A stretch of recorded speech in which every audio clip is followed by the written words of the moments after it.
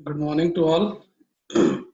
जैसा कि आप सभी लोगों को पता है, फ्रिक्शन का हम लोग थ्योरी ऑलमोस्ट खत्म कर लिए हैं और लास्ट क्लास में कुछ प्रॉब्लम्स भी हम लोग देखे थे फ्रिक्शन के कंसेप्ट पे। ठीक है। आज का जो क्लास है हमारा वो प्योरली सिर्फ और सिर्फ प्रॉब्लम होगा। जितना भी हमने फ्रिक्शन के कंसेप्ट को पढ़ रखे हैं पिछले 3 क्लास में, ये तीनों क्लास के वीडियोस अगर आप नहीं देख पाए हैं, चूक गए हैं, तो यूट्यूब पे अपलोडेड है, आप वहां से देख सकते हैं। जब तक वो तीनों वीडियो आप नहीं देखेंगे तब तक आपको आज की क्लास में चीजें समझ में नहीं आएंगी, यदि आपको फ्रिक्शन का कंसेप्ट पहले से नहीं पता है। तो सब लोगों से रिक्वेस्ट है कि अगर नहीं देख पाए हैं तो आप वो तीनों चीज देख लीजिए, पार्ट 1, पार्ट 2, पार्ट 3, 1, 2, 3 करके आपके वीडियो यूट्यूब पे डाले हुए हैं। ठीक है? और ये वीडियो भी आपको जहाँ मिल रहा है इसी के नीचे उसका लिंक आपको मिल जाएगा। ठीक है। चलते हैं प्रॉब्लम की ओर। आज जैसे कि मैंने पहले ही बताया था आपको पहले लास्ट क्लास में कि नेक्स्ट क्लास में सिर्फ और सिर्फ हम प्रॉब्लम की हम बात करेंगे। तो एक प्रॉब्लम लेते हैं यहाँ पे हम लोग फ्रिक्शन का। ये डायग्राम आपको दिख रहा है कि एक 4 kg का एक ब्लॉक है जिसको 10 न्यूटन के फोर्स से हम इसको खींचना चाह रहे हैं। घर्षण का गुणांक, एक स्थैतिक घर्षण, म्यू एस का मतलब क्या होता है? स्थैतिक फ्रिक्शन, स्टैटिक फ्रिक्शन। ठीक है, उसी को म्यू एस से डिनोट करते हैं। तो स्थैतिक घर्षण का गुणांक यहाँ पे 0.3 है और गतिज घर्षण का गुणांक 0.2 है। ठीक है। आपको जैसे मैंने थ्योरी में पढ़ाया है कि अगर ये बॉडी आपकी क्या है, विराम अवस्था में है, अगर ये बॉडी आपकी मोशन में नहीं है, ठीक है, स्टैटिक है, नहीं चल रही है, तो आप पे जो फ्रिक्शन कॉफिशिएंट हम जो भी कैलकुलेशन करेंगे, इसका जो भी निकालेंगे, उसमें हम म्यू एस का यूज करेंगे। क्योंकि हमको पता है कि विराम अवस्था में कौन सा घर्षण बल कार्य करता है? स्थैतिक घर्षण बल कार्य करता है। लेकिन यदि ये बॉडी मूव कर गई, अगर आगे चलने लगी है, तो मोशन के दौरान जो घर्षण बल लगता है दोनों बॉडी के कॉन्टैक्ट सरफेस के अलावा, वो आपका कहलाता है गतिज घर्षण बल। और गतिज घर्षण बल के लिए हम म्यू के का यूज करेंगे, यानी गतिज घर्षण गुणांक। तो म्यू के यहाँ पे गतिज घर्षण गुणांक है और म्यू एस क्या है? स्थैतिक घर्षण गुणांक है। 10 न्यूटन क्या है? अप्लाइड फोर्स, यानी हमारे द्वारा लगाया गया बल, जो कि हम दाएं दिशा में लगा रहे हैं और ये हम चाहते हैं कि ये 4 kg का जो ब्लॉक है वह इस लगाए गए बल की दिशा में आगे बढ़े, इसका डिस्प्लेसमेंट हो। ठीक है। तो क्वेश्चन क्या पूछ रहा है हम देखते हैं। ये रहा आपका क्वेश्चन। क्वेश्चन पूछ रहा है निम्न प्रश्नों के उत्तर दे। पहला पूछ रहा है कि यह विराम या गति में रहेगा, मतलब ये जो बॉडी है यह मोशन में आएगा कि रेस्ट में ही रहेगा। दूसरा पूछ रहा है घर्षण बल क्या लगेगा, घर्षण बल का मान क्या होगा। तीसरा कह रहा है कि जो 4 kg का ब्लॉक है इसका त्वरण क्या होगा। ठीक है। तो सारी चीजें जो हम देखेंगे किस पे डिपेंड करेगा। सबसे पहला पे हम आते हैं कि विराम या गति में रहेगा। कौन डिसाइड करेगा कि विराम में रहेगा या गति में रहेगा? 10 न्यूटन का फोर्स कैपेबल है कि नहीं है इसको खींच पाने में, ये कौन डिसाइड करेगा? ये कंसेप्ट तो आप लोग समझ ही गए थे कि एक छोटी सी बॉडी है, या आप जस्ट एग्जांपल एक गाड़ी ले लीजिए। एक गाड़ी खड़ी है, जस्ट एग्जांपल मान लें कि आईटीआई के बाहर एक गाड़ी खराब हो गई, तो हमने 2 बच्चों को भेजा और हमने कहा कि जाओ उस गाड़ी को धक्के दो। ठीक है। तो 2 बच्चे धक्के दे रहे हैं लेकिन गाड़ी आगे नहीं बढ़ पा रही है। ठीक है। फिर थोड़ी देर बाद हमने 10 बच्चों को भेजा, 10 बच्चे जब मिलकर धक्का दिए तो गाड़ी आगे बढ़ गए। तो क्या हुआ? पहले वाले केस में 2 लोग क्यों नहीं धकेल पाए? ऐसा नहीं है कि 2 लोग सिर्फ गए और खड़े थे, वो फोर्स लगा रहे थे, वो बल लगा रहे थे, पूरी ईमानदारी से काम कर रहे थे कि सर ने कहा है तो हम इसको आगे धक्का देके स्टार्ट करा दे। लेकिन वो स्टार्ट नहीं कर पाए। क्यों नहीं कर पाए? क्योंकि वो जो बल लगा रहे थे उनके बल का कोई विरोध कर रहा था। अगर कोई विरोध नहीं करता तो उन दोनों के बल से ही गाड़ी आगे बढ़ जाती। मतलब वो दोनों मिलके जितना बल लगा रहे थे उतने बल अपोजिट साइड से भी लगाया जा रहा था, जिसके कारण उनका बल कोई कार्य नहीं कर रहा था। फोर्स तो लग रहा था लेकिन रिजल्ट वर्क क्या हो रहा था? कार्य कुछ भी नहीं। 2 लोग 1 घंटे से परेशान थे लेकिन काम कुछ नहीं कर पाए। तो वहां पे आपका फ्रिक्शन फोर्स लगा। फ्रिक्शन फोर्स ने क्या किया? अपोज किया। उनके द्वारा जो मोशन करने का प्रयास किया जा रहा था, चेष्टा की जा रही थी, उसको उन्होंने सफल नहीं होने दिया, उसको रोक दिया, कैंसिल आउट कर दिया। लेकिन जैसे ही 10 बच्चे गए और सब मिलकर फोर्स लगाए तो फिर उस समय में भी विरोध हुआ, लेकिन वो विरोध की सीमा जो थी काफी कम थी और आप जो लगा रहे थे आपकी सीमा उनसे कहीं ज्यादा थी, तो आपने गाड़ी को मोशन अपने दे पाए। तो ये चीजें आपको पहले क्लास में भी हम समझा चुके हैं कि सीमांत घर्षण बल एक सीमा होती है, जैसे 2 लोग गए, फिर 4 लोग गए, फिर 6 लोग गए, तो 6 तक गाड़ी मूव नहीं करे, जैसे 7वां फोर्स लगा गाड़ी मूव कर गई। इसका मतलब क्या है कि 6 तक जो फोर्स लग पा रहा था, जो मैक्सिमम 6 लोग मिलकर लगा पा रहे थे, वो किसके बराबर होता है? सीमांत घर्षण, मतलब सीमा होती है घर्षण की, जैसा कि मैंने लास्ट क्लास में और तीनों वीडियो में आपको समझाया है। तो सबसे पहले यहाँ पे हम देखेंगे, कैलकुलेट करेंगे कि सीमांत घर्षण बल की सीमा क्या आती है। अगर सीमांत घर्षण बल की सीमा लगाए गए बल से कम होती है, तो इसका मतलब क्या है? वस्तु हमारी चल पड़ेगी। लेकिन यदि सीमांत घर्षण बल, हमारा जो बल से हम खींच रहे हैं, उससे ज्यादा कैपेबल होगा अगर अपने आप को एडजस्ट करने में, सेल्फ एडजस्ट करने में, तो हमको क्या होगा कि ये फोर्स हमें और लगाना पड़ सकता है, इतना फोर्स में हो सके बॉडी आगे मूव ना कर पाए। ठीक है, तो हम देखते हैं सीमांत घर्षण बल अभी हम निकालते हैं। ठीक है, सीमांत घर्षण बल का आपको मान पता है। सबसे पहले सीमांत घर्षण निकालने के लिए इस बॉडी का हम लोग पहले फ्री बॉडी डायग्राम बना लेते हैं। हम देख लेते हैं कि इस बॉडी पे कौन कौन तरह के फोर्स आपके लग रहे हैं। जैसे ये 10 न्यूटन का इधर लग रहा है, ये 4 केजी का मास है, तो ये नीचे mg लगेगा। ठीक है, एक सरफेस भी इसके ऊपर अभिलंब प्रतिक्रिया लगाएगा। ठीक है, फ्रिक्शन फोर्स 10 न्यूटन इधर लग रहा है, तो इसके अपोजिट डायरेक्शन में बाईं ओर फ्रिक्शन फोर्स भी लगेगा। तो सारी चीजें हम देख लेते हैं। ठीक है, ये रहा हमारा बॉडी, जिस बॉडी पे हमारा 10 न्यूटन का फोर्स हम दाएं की ओर लगा रहे थे, इस पे mg नीचे की ओर लगा देते हैं, और हमारा mg के प्रतिक्रिया में सरफेस के द्वारा अभिलंब प्रतिक्रिया ऊपर की दिशा में लगेगा। तो ये दोनों फोर्स हम लोग लगा रहे हैं, ये दोनों फोर्स लग गया, और इधर हमारा इस 10 न्यूटन की फोर्स को अपोज करेगा फोर्स ऑफ फ्रिक्शन। ठीक है, तो अभी हम ऐसे लिखे हैं क्योंकि हम ये मान के चल रहे हैं कि हमारा ये बॉडी आगे मूव नहीं कर रही है। ठीक है, अगर ये यहाँ पे चल जाएगी तो यहाँ पे एफ के हो जाएगा, गतिज घर्षण हो जाएगा, एफ के से दिखाएंगे। ठीक है, अब आते हैं हम सीमांत घर्षण बल की सीमा तय कर लेते हैं कि सीमांत घर्षण बल ही हमको बताएगा कि बॉडी मूव करेगी कि नहीं करेगी। तो हम जानते हैं सीमांत घर्षण बल, जैसा कि लास्ट 3 क्लास में हम लोग पढ़ चुके हैं, सीमांत घर्षण को अच्छे से समझ चुके हैं, उसका फॉर्मूला क्या होता है, सूत्र क्या होता है, उन सारी चीजों पे हम लोग बात कर चुके हैं। तो सीमांत घर्षण बल आपका होता है FL म्यू एस। ठीक है, क्या होता है? FL और आपका होता है म्यू एस।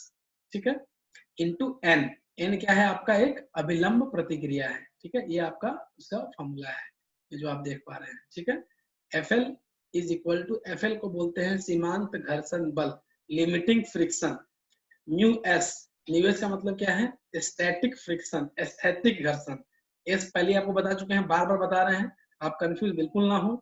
और एन क्या है? एन जो ये ऊपर की दिशा में लग रहा है, ये वाला एन अभिलंब प्रतिक्रिया है, क्योंकि नीचे mg लग रहा था, इसके मास के कारण जो वेट लग रहा था, वही सरफेस इसके ऊपर प्रतिक्रिया के रूप में लगा रही है, इसलिए अभिलंब प्रतिक्रिया एन।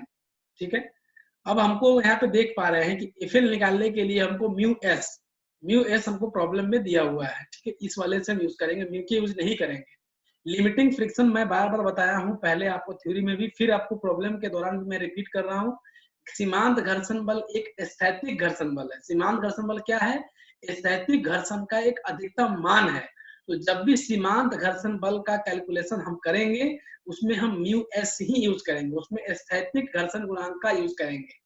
क्यों करेंगे? क्योंकि सीमांत घर्षण बल एक तरह का स्थैतिक घर्षण बल ही है, इसीलिए इसको कैलकुलेट करने के लिए, इसको निकालने के लिए हम स्थैतिक घर्षण गुणांक का प्रयोग करते हैं। ठीक है, तो म्यू एस ऑलरेडी गिवन है, प्रॉब्लम में दिया हुआ है क्वेश्चन में। एन हमको नहीं पता है, लेकिन एन उतना ही होगा जितना हमारा mg होगा नीचे, क्योंकि ये देखिए, अगर इस बॉडी पे हम डायरेक्शन में फोर्स देखें, एक ऊपर की डायरेक्शन में n है और नीचे की डायरेक्शन में mg है, यानी दोनों क्या है? आपस में बैलेंस है, तभी ये बॉडी यहाँ पे इक्विलिब्रियम कंडीशन में रखी हुई है। ठीक है, इसका मतलब है n बराबर mg होगा। mg निकालने का तरीका क्या होता है? m आपको दिया हुआ है कितना? 4 kg, और g हम लेंगे राउंड फिगर में 10। ठीक है, तो हमारा आपका w कितना आ जाएगा? 40। आपका 10 into 4 कितना आ जाएगा? 40, इसलिए n भी कितना हो जाएगा? 40।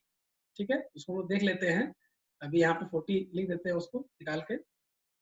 हाँ, n is equal to w is equal to mg, 4 into 10 is equal to 40 newton. तो हमारा n पता चल गया और म्यू एस पता चल गया, तो हम आसानी से अब सीमांत घर्षण बल का मान यहाँ से हम निकाल सकते हैं। इस फॉर्मूले में हम इसको हम पुट करते हैं, इसको डाल देते हैं, तो हमारा FL क्या आ जाएगा? म्यू एस हमारा 0.3 है और n हमारा 40, तो 0.3 into 40 मल्टीप्लाई कीजिए, तो आपका आ जाएगा FL is equal to 12 newton, यानी सीमांत घर्षण बल लिमिटिंग फ्रिक्शन की जो वैल्यू आ रही है कितनी आ रही है 12 न्यूटन। यह क्या बता रहा है, ये 12 न्यूटन जो आया FL म्यू एस को डालने से n से मल्टीप्लाई करने पे, ये हमें क्या बता रहा है, ये हमें ये बता रहा है कि इस बॉडी पे इस कंडीशन पे, हमेशा नहीं कि 10 न्यूटन का फोर्स 12 न्यूटन, इस सरफेस पे, जिस सरफेस पे तत्काल रूप में रखी हुई है, जिसमें जिसका घर्षण गुणांक आपका 0.3 है, इस सरफेस पे 12 न्यूटन तक का हमारे द्वारा लगाया गया बल का विरोध करेगा स्थैतिक घर्षण, मतलब उसको मोशन में नहीं चलने देगा। अगर 12 न्यूटन तक का फोर्स हम लगाएंगे तो बॉडी अभी भी विराम अवस्था में ही रहेगी, बॉडी आगे मूव नहीं कर पाएगी, यह बता रहा है यह। ठीक है, तो अब आप देखिए, सोचिए कि कितना लगा रहे हैं हम इस प्रॉब्लम में, हम आगे की ओर लगा रहे हैं सिर्फ और सिर्फ 10 न्यूटन। तो जब हम 10 न्यूटन लगा रहे हैं, और कितना अपने आप को ये मैनेज कर सकती है 12 न्यूटन तक। अगर हम 12 न्यूटन, अगर हम 12 न्यूटन इस डायरेक्शन में, ठीक है, किस डायरेक्शन में, इस डायरेक्शन में, अगर हम 12 न्यूटन 10 न्यूटन इधर लगा रहे हैं तो ये भी 10 न्यूटन इधर लगा देगी। ठीक है, अगर हम ये 12 न्यूटन लगा दें, इसको बढ़ा के अगर हम 12 कर दें यहाँ पे, अभी 1 मिनट, ठीक है, इस चीज को बढ़ा के हम कितना कर दें, हम इसको 12 न्यूटन कर दें। ठीक है, ठीक है, तो ये भी कितना लगा देगी 12 न्यूटन। ठीक है, चीजें समझ में आ रही हैं आपको। ठीक है, अगर इस डायरेक्शन में है आपका आपका 8 ही न्यूटन लगाती है, अगर नहीं लगाती 10 न्यूटन, हम मान के चल रहे हैं कि 8 ही न्यूटन लगाती है, तो भी इस डायरेक्शन में फ्रिक्शन कितना लगता, इतना ही लगता है मेरे लाल, 8 ही लगता। ठीक है, 8 ही न्यूटन लगता है। ठीक है, क्योंकि स्थैतिक घर्षण का क्या क्वालिटी होता है, अगर ये कुछ ना लगाए तो ये भी कुछ ना लगाएगी, अगर ये 0 हो जाए तो ये भी 0 हो जाएगा। ठीक है, विरोध तभी करेगा जब आप क्रिया क्रिया का ही प्रतिक्रिया होता है।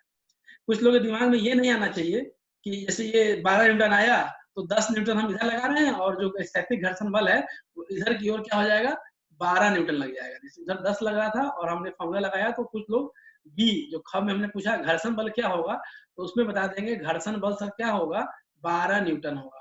अरे मूर्ख, घर्षण बल यदि 12 न्यूटन होगा और अप्लाइड फोर्स 10 न्यूटन होगा, इसका मतलब क्या है, इस डायरेक्शन में 2 न्यूटन का नेट फोर्स जनरेट हो जाएगा।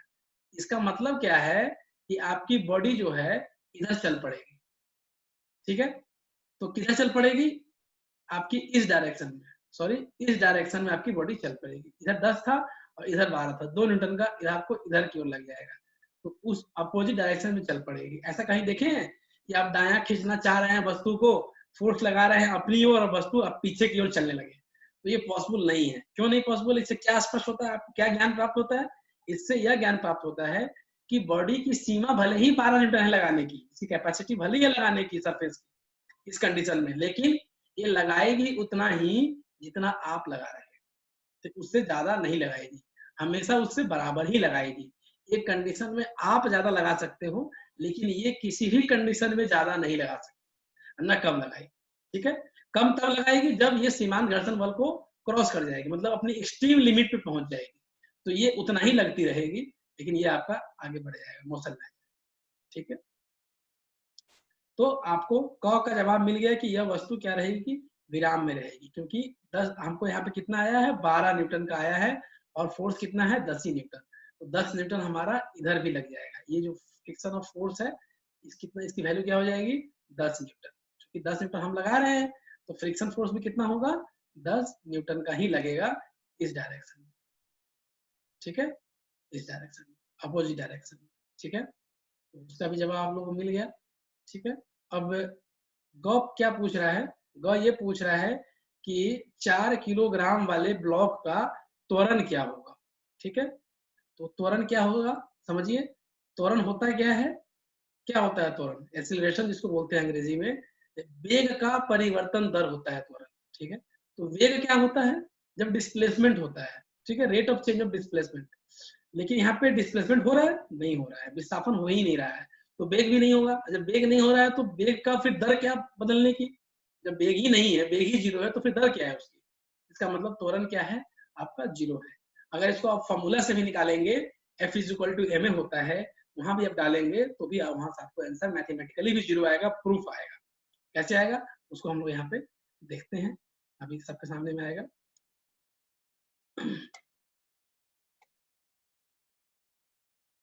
ठीक है, F is equal to ma, ठीक है, A इज इक्वल टू क्या हो जाएगा, F अपॉन m। F कितना लग रहा है, 10 न्यूटन इधर और 10 न्यूटन इधर, यानी 10 माइनस 10 अपॉन 4, यानी 0 आ रहा है। ठीक है, तो ये आपका आ गया। हम चलते हैं नेक्स्ट प्रॉब्लम की ओर।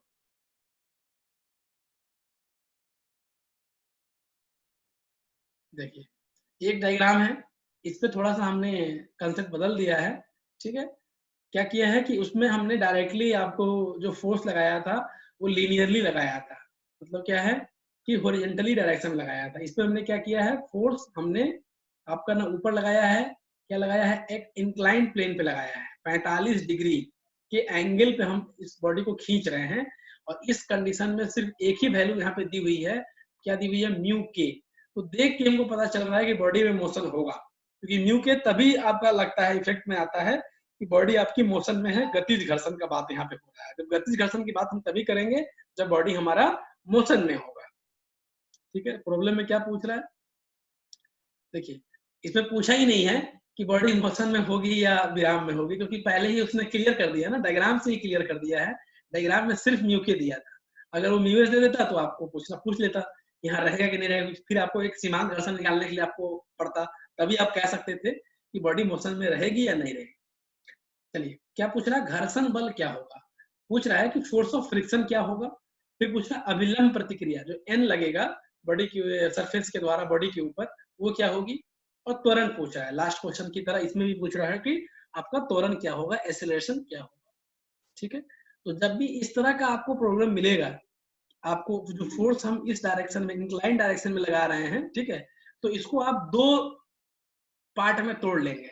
ये इंक्लाइंड इस डायरेक्शन में लग रहा है, मतलब क्या है, ये इसका प्रभाव वर्टिकल भी है और इसका प्रभाव हॉरिजॉन्टल भी है, तो इसको दोनों में हम तोड़ लेते हैं। ठीक है, तोड़ने का तरीका भी आप देखेंगे, उसी अनुसार आपको प्रॉब्लम फिर आपको होमवर्क भी दिए जाएंगे और आपसे टेस्ट भी ऑनलाइन लिए जाएंगे। ठीक है, तो इसको हम दो कंपोनेंट में तोड़ते हैं। ठीक है, अभी नीचे डायग्राम बना लेंगे, उसमें हम इसको कंपोनेंट में तोड़ेंगे। ठीक है,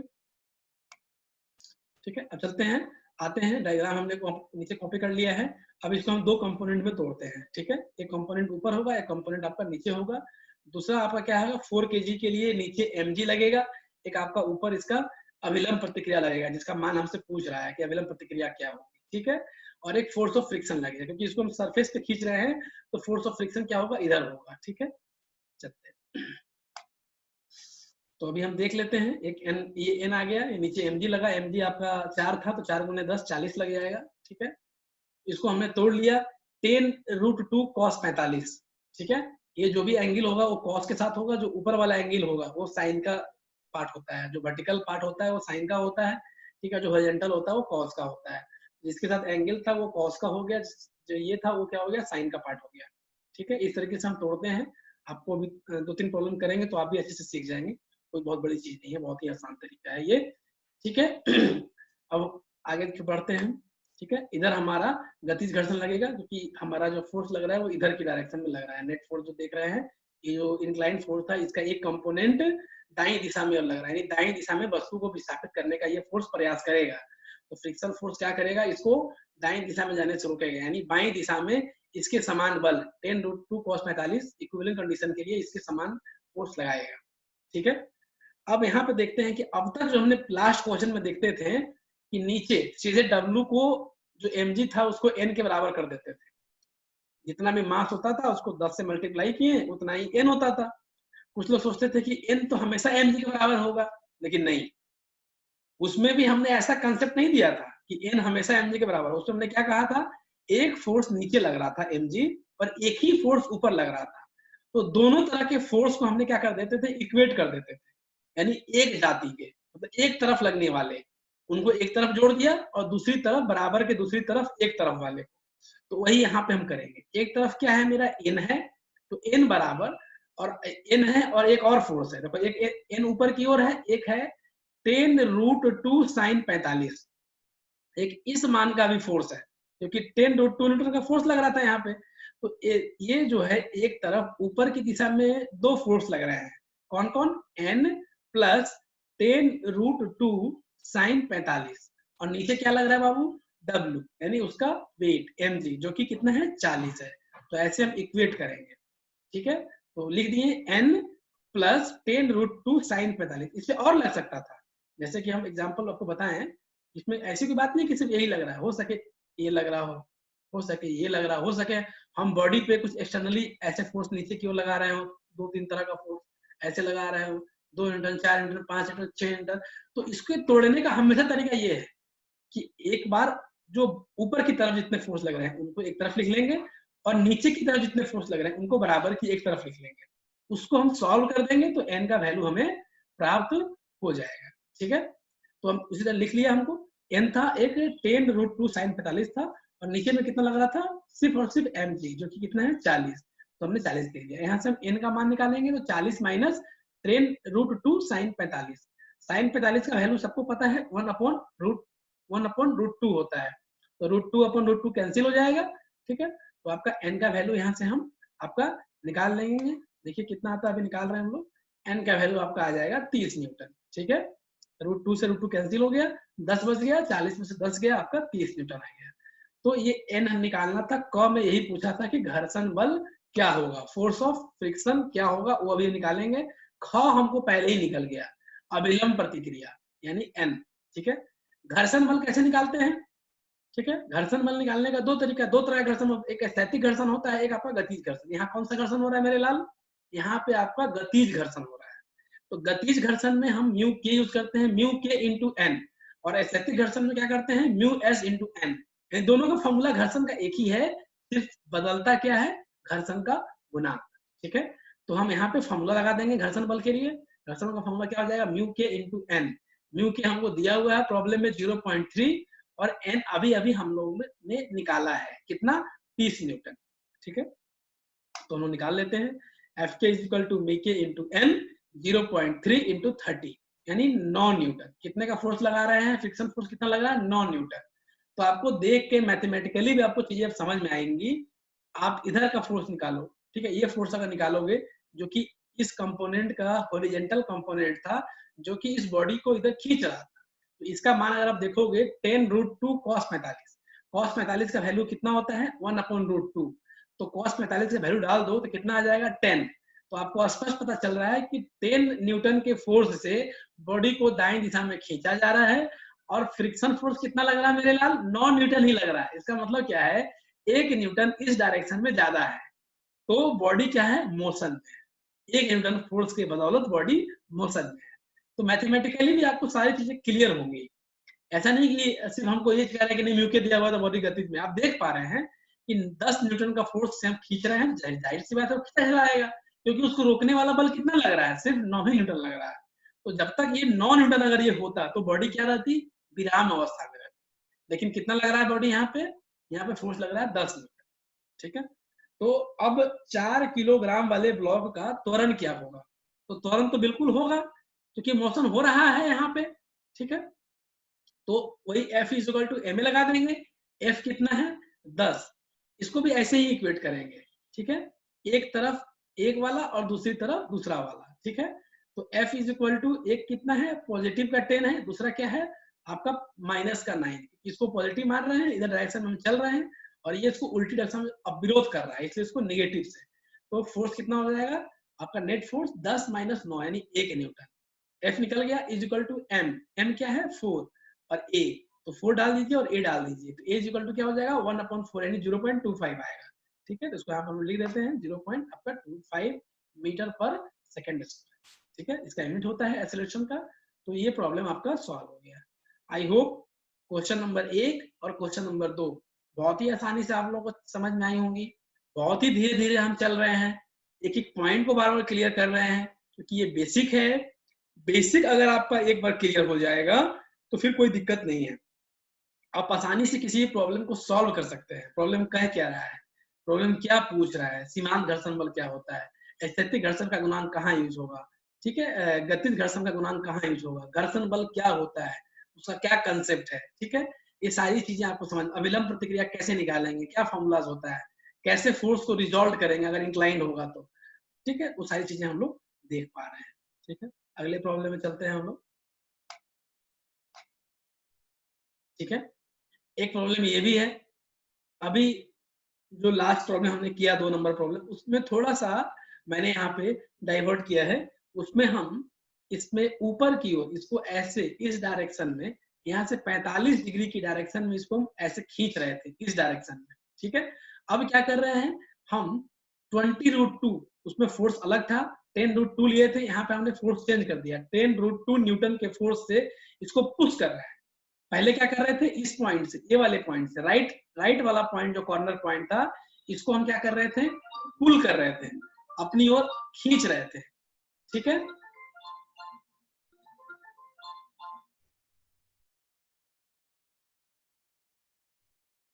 एक मिनट, ठीक है। तो अभी जो है हम लोग क्या कर रहे हैं इसमें, एक मिनट, थोड़ा सा प्रॉब्लम आ गया है, हाँ चलिए, वेरी गुड। इसके लास्ट वाले प्रॉब्लम में हम लोग क्या कर रहे थे, 10√2 न्यूटन के फोर्स से बॉडी को पुल कर रहे थे, मतलब खींच रहे थे। और यहाँ पे तीर का निशान जो आप देख पा रहे हैं इसकी ओर है, मतलब क्या है, इसको धक्का दे रहे हैं। 20√2 न्यूटन के फोर्स से 45 डिग्री पे इंक्लाइंड एंगल पे, ठीक है, बॉडी को क्या कर रहे हैं, हम पुश कर रहे हैं, ठीक है। तो इस कंडीशन में अभिलंब प्रतिक्रिया क्या होगी, ठीक है, घर्षण बल क्या होगा, और 4 किलोग्राम ये जो ब्लॉक है उसका त्वरण क्या होगा। मैं अब तक जो तीसरा प्रॉब्लम मैं आपको यहाँ पे डिस्कस करने जा रहा हूँ, सभी में मैंने एक ही आइडेंटिकल आपकी बॉडी ली है, ताकि आपको कंफ्यूजन ना हो, आप हर तरह के प्रॉब्लम के कंसेप्ट को समझ पाए। हमारा कोशिश ये है कि आपको कंसेप्ट दे दें। अगर आप कंसेप्ट सीख जाएंगे, 8-10 क्वेश्चन में अगर आपको कंसेप्ट आ जाएगा, ज्यादा क्वेश्चन नहीं, 4-5-6 क्वेश्चन कराएंगे, उसमें आपको अगर कंसेप्ट जनरेट हो जाता है, फिर आप 1000 प्रॉब्लम बना सकते हैं। और ऐसे सिर्फ आपको डालते जाए सॉल्यूशन 1000 का, आप उसको आप बना जाओ, कॉपी में छाप जाओ, उससे कोई आपको फायदा नहीं है। साइंस और मैथमेटिक्स समझने की चीज होती है, रटने की चीजें नहीं होती, हिस्ट्री नहीं है ये, ठीक है। यहाँ चीजों को समझना पड़ता है, ठीक है। तो उसमें हम क्या कर रहे थे, पुल कर रहे थे, खींच रहे थे, इसमें पुश कर रहे हैं। प्रॉब्लम हूबहू थोड़ा बहुत सेम है, हल्का सा डिफर हुआ है, सिर्फ आपका बल लगाने की प्रवृत्ति मैंने बदली है। एक में क्या था, पुल फोर्स लग रहा था, इसमें क्या है, पुश फोर्स लग रहा है, यानी धकेलने वाला बल लग रहा है, उसमें खींचने वाला बल लग रहा है।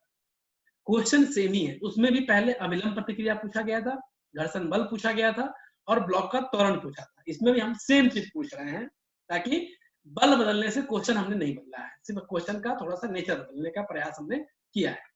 तो आइए देखते हैं। पहले मैंने बताया है कि जब भी इस तरह के इंक्लाइंड एंगल पे फोर्स लगेगा, उसको 2 कंपोनेंट में आप तोड़ लेंगे, क्योंकि इस तरह का जब भी जो फोर्स होता है उसका इफेक्ट हॉरिजॉन्टल भी होता है और वर्टिकल भी होता है, ठीक है। जब भी कंपोनेंट तोड़ेंगे तो उसी डायरेक्शन में आप उसका कंपोनेंट भी देंगे। ऐसा नहीं कि ये पुशिंग फोर्स है और आप कंपोनेंट तोड़ लेंगे ऊपर की ओर पुल, नहीं, ऊपर की ओर से नीचे लगाना होगा पुश, और इधर से जो लगाएंगे वो भी पुश, ठीक है। तो नेचर एक होना चाहिए, फोर्स के नेचर को आप बदल नहीं सकते, जैसा प्रॉब्लम में होगा उसी नेचर को आपको उसी में तोड़ना होगा, ठीक है। मतलब ये 2 फोर्स कौन सा है, ये फोर्स वो है 20√2 इंक्लाइंड एंगल पे जो लग रहा है उसका कुछ पार्ट, मतलब फोर्स की अगर इतना मैग्नीट्यूड है तो इसका कुछ भाग क्या होगा, हॉरिजॉन्टल इफेक्ट देगा, और कुछ भाग क्या देगा, वर्टिकल इफेक्ट देगा। तो हम ये देखते हैं कि इसका ये जो 20√2 न्यूटन का जो इंक्लाइंड फोर्स लग रहा है, धकेलने वाला जो बल लग रहा है इस बॉडी पे, 4 किलोग्राम की जो बॉडी है उसमें जो लग रहा है, इसका हॉरिजॉन्टल कंपोनेंट क्या होगा, इसका वर्टिकल कंपोनेंट क्या होगा, उस चीजों को हम यहाँ पे देख रहे हैं, ठीक है। तो इसका फ्री बॉडी डायग्राम बनाते हैं, उसमें हम सब कुछ देख लेते हैं, ठीक है। ये आपकी बॉडी आ गई हमारी, इसको हम तोड़ लेते हैं। जैसे कि 4 kg है तो नीचे आपका mg लगेगा, ऊपर आपका विलंब प्रतिक्रिया लगेगा, ठीक है। ये 2 कंपोनेंट में एक इधर लगेगा, एक आपका ऐसे लगेगा, ठीक है। और आपका एक फोर्स जो इधर इसको धक्का देने का प्रयास कर रहा है, तो इसमें फोर्स ऑफ फ्रिक्शन क्या करेगा, अपोजिट डायरेक्शन में लगेगा, ठीक है। तो हम लोग देख लेते हैं, ये हो गया, ये बॉडी पे सारा आपका फोर्स लग रहा है। जैसे देखिए यहाँ पे एफ के, ये अपोजिट डायरेक्शन में लग रहा है, ठीक है। जबकि इसके पहले वाले केस में क्या लग रहा था, हमारा जो फोर्स लग रहा था वो पुल कर रहे थे इस डायरेक्शन में, तो फ्रिक्शन फोर्स हमारा अपोजिट कर रहा था। लेकिन अब क्या है, हम बॉडी को इधर धकेल रहे हैं, यहाँ से पुश कर रहे हैं, और फ्रिक्शन अब अपोजिट में हम लगा रहे हैं, ठीक है। तो बिल्कुल अपोजिट, जैसे ही अप्लाइड फोर्स जिस भी दिशा में होगी, फ्रिक्शन फोर्स उसके जस्ट अपोजिट में होगा। आप पहले थ्योरी में पढ़ चुके हैं, प्रॉब्लम के दौरान भी मैं बार बार आपको रिपीट कर रहा हूँ ताकि कंसेप्ट आपके दिमाग में बैठ सके। ठीक है, तो अभी हम फ्री बॉडी डायग्राम देख लिए। फ्री बॉडी डायग्राम में जितने जो फोर्सेस इस पे लग रहे थे, इंक्लाइन फोर्सेस थे, उनका हमने वर्टिकल कंपोनेंट 20√2 sin 45 और हॉरिजॉन्टल कंपोनेंट 20√2 cos 45 दो पार्ट में तोड़ लिया। अब इसका कोई मतलब नहीं है, अब ये खत्म हो गया 20√2। अब इसका हमको कोई मतलब यहाँ पे अब नहीं है। ठीक है, ये समझिए कि आपका क्रॉस कर लीजिए इसको। ठीक है, इस फोर्स का कोई काम आपको नहीं है। यही तो ये इसी फोर्स के बराबर एक फोर्स ये है और एक फोर्स ये है। जैसे कैसे हम किसी किसी चैप्टर में हमें जरूरत पड़ेगा, दो फोर्स लगेगा, उसको हम जगह पे एक फोर्स लगाते हैं, रिजल्टेंट। तो समझिए ये रिजल्टेंट है और इसका ये दो कंपोनेंट है। ठीक है, यही है रियली में भी। तो 20√2 को हम भूल जाएंगे, अब वो फोर्स रहा ही नहीं। वो फोर्स किस किस में बट गया, एक फोर्स 20√2 cos 45 और दूसरा 20√2 sin 45, जैसा आप स्क्रीन पे देख रहे हैं। ठीक है, बॉडी का अपना मास था, उसके कारण से mg नीचे की ओर लग रहा है इसका, और उस mg के कारण सरफेस बॉडी के ऊपर एन अभिलंब प्रतिक्रिया लगा रही है, जिसका वैल्यू हमें निकालना है। ठीक है, घर्षण बल क्या है, घर्षण बल से 20√2 cos 45 दिया हुआ है, तो घर्षण बल भी अगर 20√2 cos 45 अगर होगा, ठीक है, तो आपका वैल्यू ये बॉडी क्या है आपकी विराम अवस्था में होगी। इसका मतलब क्या है, अगर इसको सॉल्व कीजिएगा 20√2 cos 45 का मान 1/√2, तो आपका आएगा 20 न्यूटन। मतलब 20 न्यूटन के फोर्स से आप इस बॉडी को धक्का दे रहे हो, आगे धकेलना चाह रहे हो दाई दिशा में। तो इतना गारंटी है, क्योंकि म्यू के है, बॉडी मोशन में है, पता चल रहा है, तो आपका जो फ्रिक्शन फोर्स होगा वो 20 से कम होगा। कितना कम होगा वो हम निकालेंगे फॉर्मूला से, लेकिन इतनी गारंटी है कि 20 से कम होगा, ये गारंटीड है। क्योंकि अगर कम नहीं होता तो बॉडी मोशन में होती ही नहीं। ठीक है, तो हम लोग चलते हैं, देखते हैं, सॉल्व करते हैं इस प्रॉब्लम को। बिल्कुल अब पीछे की तरह है, जो कंसेप्ट समझाना था मैंने समझा दिया। ठीक है, एन को बराबर कर लिए, ऊपर वाले इस डायरेक्शन में एन है और नीचे क्या है, सिर्फ आपका 40 है। आपका क्या है, दो तरह का फोर्स है, एक एन है और आपका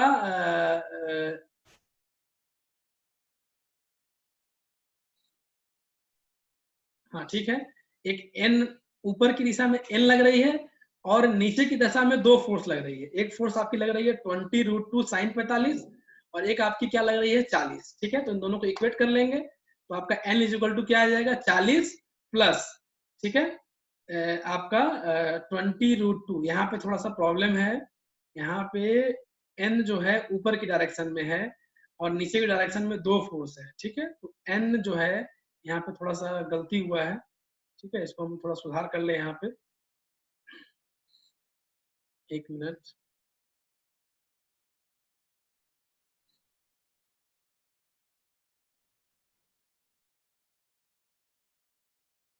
ये आपका प्लस नहीं होगा, ये आपका निगेटिव होगा। ठीक है, क्या होगा, यहाँ माइनस कर लीजिए। ठीक है, ये आपका माइनस हो जाएगा। ठीक है, ओके, इसको माइनस कर दें, उसमें जाके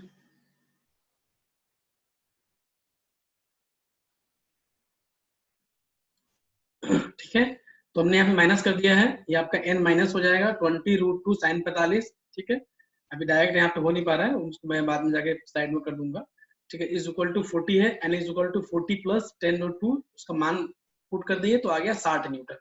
ठीक है, यहाँ भी कंसेप्ट वही है कि आपको एक तरफ के फोर्स, ऊपर की दिशा में सिर्फ क्या लग रहा है, n लग रहा है, और नीचे की दिशा में दो फोर्स लग रहा है, तो आप यहाँ पे दोनों को एक साथ भी जोड़ सकते हैं। n is equal to, direct यहीं पे लिखिए आप, n इज इक्वल टू 40।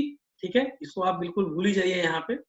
ठीक है, एक मिनट, जो है आप भूल जाइए तो कल आपको डाउट हो जाएगा। ठीक है, इसको आप भूल जाइए। ठीक है, वो नहीं है। ठीक है, n इज इक्वल टू सीधे क्या हो जाएगा, एक तरफ ऊपर की दिशा में n लिखे और आपका उधर क्या है, एक 40 है और एक 20√2, उसको कर दिया तो कितना आ गया आपका 60 न्यूटन का फोर्स आ गया। उसी तरीके से फिर एफ के, ठीक है, एफ के आपका क्या होता है, म्यू के इंटू एन। म्यू के का वैल्यू आपको प्रॉब्लम में दिया हुआ है। ठीक है, जो गतिज घर्षण गुणांक है वो आपको दिया हुआ है, और एन की वैल्यू कितनी आपने निकाली अभी अभी 60, तो 0.3 इंटू 60, तो कितना आ जाएगा आपका 18 न्यूटन। तो दोनों आपको निकल गया। ठीक है, 18 न्यूटन का आपका घर्षण बल लग रहा है, और आप कितना लगा रहे थे, इस दिशा में 20√2 इंटू 1/√2 कितना आया 20। देख लिए आप 20 न्यूटन से बॉडी को पुश कर रहे थे और 18 न्यूटन से बॉडी क्या कर रही थी, अपने आप को रोकने का प्रयास कर रही थी।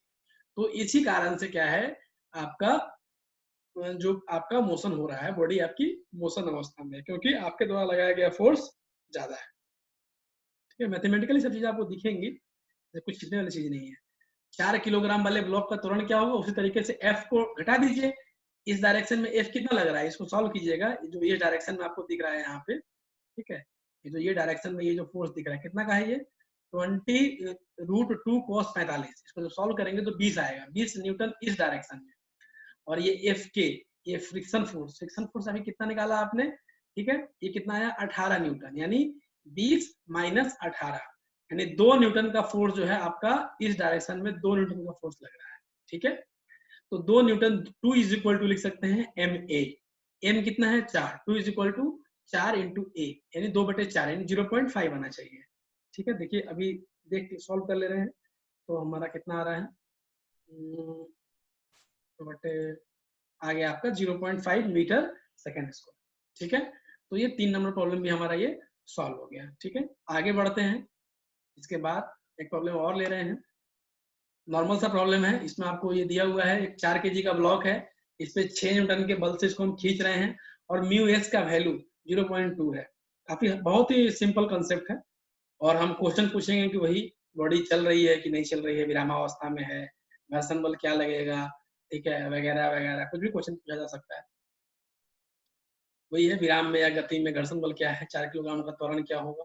तो सबसे पहले क्या डिसाइड करेंगे, जब भी हमसे पूछा जाए, अगर सिर्फ म्यू एस दिख रहा है तो म्यू एस दिख रहा है, इसका मतलब है म्यू के तो है नहीं, मतलब कंफर्म है कि बॉडी विराम में रहेगी। ठीक है, हम कह सकते हैं यहाँ पे कि म्यू के का वैल्यू नहीं है मेरे पास, लेकिन फिर भी हम निकाल के देखेंगे, साबित करेंगे उसको क्यों क्यों विराम में है, उसका रीजन क्या है, मैथमेटिकली उसको हम प्रूव करेंगे। तो सीमांत बल का घर्षण निकालेंगे। सीमांत बल का फॉर्मूला हमको पता है, mu s into n. Mu s दिया हुआ है 0.2, एन निकाल लेंगे, एन कितना हो जाएगा 4 mg नीचे लगेगा यानी 40, और इसलिए ऊपर भी क्या हो जाएगा n 40, तो 40 यूनिट मल्टीप्लाई करेंगे कितना आ जाएगा 8, यानी सीमांत घर्षण बल हमारा कितना लग जा रहा है, सीमांत घर्षण बल 8 लगेगा यहाँ पे। तो सीमांत घर्षण बल हमारा 8 न्यूटन का है। आप खींच कितने से रहेगा, मात्र 6 से, यानी 6 न्यूटन का बॉडी इस पे ऑटोमेटिक फोर्स इधर की ओर जनरेट कर लेगी। यानी बॉडी जो है आपका इस डायरेक्शन में, आप इधर 6 लगा रहे हो तो बॉडी इस डायरेक्शन में 6 न्यूटन जो सरफेस पे जनरेट हो जाएगा, यानी बॉडी को आगे नहीं जाने दिया जाएगा तब तक जब तक आपका ये वाला फोर्स 8 से ज्यादा ना हो जाए। आप 7 करोगे ये भी 7 हो जाएगा, आप 8 करोगे ये भी 8 हो जाएगा, आप 9 कर दोगे लेकिन ये 9 नहीं होगा, उस डायरेक्शन में ये बॉडी आगे मूव कर जाएगी। तो हम ये कह सकते हैं कि यदि इस बॉडी पे 8 न्यूटन से ज्यादा का फोर्स लगाया जाए तो बॉडी मोशन में आ सकती है। ठीक है, तो त्वरण भी क्या हो जाएगा, 0 हो जाएगा। घर्षण बल क्या हो जाएगा, जो बॉडी जितना आप लगाएंगे उतना घर्षण बल, 6 लगाओगे तो घर्षण बल 6 होगा, 7 लगाओगे तो घर्षण बल 7 होगा, 8 लगाओगे तो घर्षण बल 8 होगा। ठीक है, तो ये ठीक है, कोई दिक्कत नहीं है इसमें। आगे प्रॉब्लम देख लें एक और। ठीक है, एक बॉडी है, इसमें 20 न्यूटन का फोर्स हमने लगा दिया, सेम बॉडी है, और इसमें हमने म्यू एस के साथ म्यू के भी दे दिया फिर से, जैसा पहला प्रॉब्लम में दिए थे। ठीक है, फिर से एक बार उस कॉन्सेप्ट को हम रिपीट कर रहे हैं ताकि आप फिर अच्छे से समझ पाओ। ठीक है, तो इसमें भी हम क्या निकाल के देखेंगे, इसमें भी मोशन पूछ रहा है, बॉडी रेस्ट में है कि नहीं है यही पूछेगा। ठीक है, तो हम सबसे पहले सीमांत घर्षण बल निकालेंगे। सीमांत घर्षण बल में कभी भी गलती से म्यू के यूज मत करना, बार बार बोल रहे हैं। सीमांत घर्षण बल क्या है, एक स्थैतिक घर्षण का अधिकतम मान है, एक स्थैतिक घर्षण ही है। इसलिए जब भी सीमांत घर्षण बल का हम वैल्यू निकालेंगे, कभी भी म्यू के गलती से नहीं लगाएंगे, ऐसा बवंडर नहीं करेंगे, म्यू एस लगाएंगे। तो सीमांत घर्षण बल निकाल लेते हैं। सीमांत घर्षण बल F L mu s into n, mu s कितना है 0.6 और एन कितना हो जाएगा 4 है, तो नीचे लग जाएगा आपका 10, 40, एन भी 40 हो जाएगा, तो 40 गुने 6 यानी 24। तो निकाल दीजिए, फिर डायग्राम बन गया इस तरीके से, आपका एन 40 आ गया, आपका एफ एल कितना आ गया 24। तो 24 न्यूटन का सीमांत घर्षण बल है। आप खींच कितने से रहे हो, मात्र 20 न्यूटन से। इसका मतलब क्या है, बॉडी भी 20 न्यूटन का फ्रिक्शन फोर्स ऑटोमेटिक जनरेट करेगी सरफेस के अलावा, जो कॉन्टैक्टिंग सरफेस है, तो बॉडी मूव नहीं करेगी, क्योंकि सीमांत घर्षण बल कितना है 24 न्यूटन है। 4 न्यूटन ज्यादा जनरेट करने की कैपेसिटी ऑलरेडी इस कंडीशन में है सरफेस के पास, कॉन्टैक्टिंग सरफेस के पास। ये बॉडी कब मूव करेगी? जब 24 न्यूटन से ज्यादा का बल आप लगाओगे तो ही मूव करेगी। घर्षण बल क्या होगा? यदि 20 लगाओगे तो घर्षण बल 20 होगा, 21 लगाओगे तो घर्षण बल 21 होगा, 15 लगाओगे तो घर्षण बल 15 होगा। यानी जितना लगाओगे घर्षण बल उतना ही होगा। कब तक? 24 न्यूटन तक। ठीक है, उसके बाद परिस्थिति बदल जाएगी मेरे लाल। ठीक है, उसकी एक सीमा है। ठीक है, आई होप 5 प्रॉब्लम हो गया आपका। ठीक है, इसको आप लोग लगाइए। ठीक है, एक प्रॉब्लम आपकी स्क्रीन पर हम दे रहे हैं, इसको आप लोग सॉल्व करेंगे। ठीक है, इसको नोट कर लीजिए, इसको आप लोग बनाइए और इसके कमेंट में इसका आंसर हमको दीजिए। ठीक है, बाकी और भी प्रॉब्लम आपको दिए जाएंगे, अभी पीडीएफ भी हम शेयर करेंगे, एक वीडियो भी बनाएंगे फिर से, जिसमें फ्रिक्शन क्लास का सिर्फ प्रॉब्लम ही लेंगे। एक क्लास पूरा अभी हम प्रॉब्लम पे देंगे, क्योंकि मैंने पहले भी कहा था कि 3 क्लास में मैंने लगभग थ्योरी पढ़ाया है और 2 क्लास कम से कम, अगर टाइम बचेगा तो 3 क्लास देंगे, मतलब थ्योरी प्लस आपका प्रॉब्लम, क्योंकि दोनों जरूरी है। बिना थ्योरी आप प्रॉब्लम नहीं सॉल्व कर सकते हो, जब तक प्रॉब्लम आप नहीं बनाओगे तब तक थ्योरी सही से समझ में आएगा भी नहीं, क्योंकि वो क्या है, उसका एप्लीकेशन है, अनुप्रयोग है। कंसेप्ट तो समझ गए, लेकिन अगर प्रयोग नहीं करोगे तो चीजें आपके समझ में नहीं आएंगी। तो इसलिए अगर मैं कोशिश करूंगा कि एक और ये पहला क्लास है, एक क्लास और, एक क्लास और, 3 क्लास प्योरली मैं आपको प्रॉब्लम के लिए दूं। लेकिन तब तक बीच में नया चैप्टर भी स्टार्ट करूंगा और इसका प्रॉब्लम का वीडियो भी बीच में अपलोड करता रहूंगा। और पीडीएफ के फॉर्म में भी कुछ प्रॉब्लम मैं सेट कर रहा हूँ, जिसको मैं ग्रुप में शेयर करूंगा। यहाँ भी लिंक दे दूंगा उसको, आपको डाउनलोड करने का, आप उसको पढ़ सकते हैं, सॉल्व कर सकते हैं। लेकिन इस प्रॉब्लम को आप सॉल्व करके, ठीक है, कमेंट में आंसर आप देंगे। क्या है क्वेश्चन? क्वेश्चन देख लीजिए, ये भी 3 क्वेश्चन पूछ रहे हैं आपसे। विराम या गति में रहेगा, घर्षण बल क्या होगा, और 4 किलोग्राम वाले सॉरी, यहाँ पे 2 किलोग्राम है। ठीक है, इसको आप 2 कर लीजिए। ठीक है, इसको 2 नोट कर लीजिए आप लोग।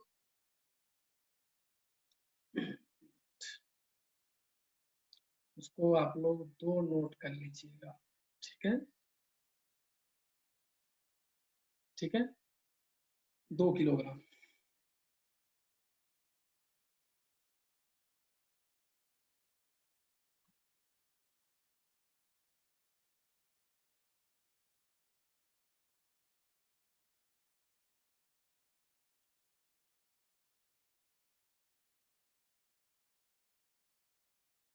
चलिए, ठीक है, धन्यवाद। आप लोग उसका कमेंट में आंसर दीजिएगा।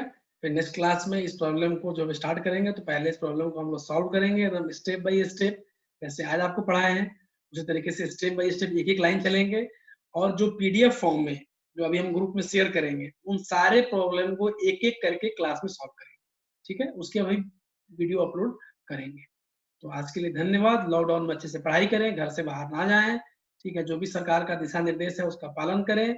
ठीक है, और ये देश पे जो आपदा आई है, इस जो परिस्थिति है, इस परिस्थिति को ये ना समझे कि मेरे लिए प्रतिकूल परिस्थिति है।